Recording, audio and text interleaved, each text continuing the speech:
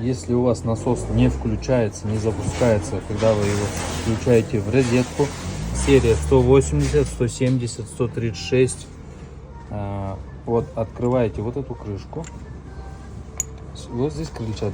Эту крыльчатку просто отверткой прокручиваете один раз, и все, он будет у вас работать. Он просто вот тут закисает, и ну здесь они на заводе тестируются, и здесь немного ржавчины, и все, больше никаких проблем.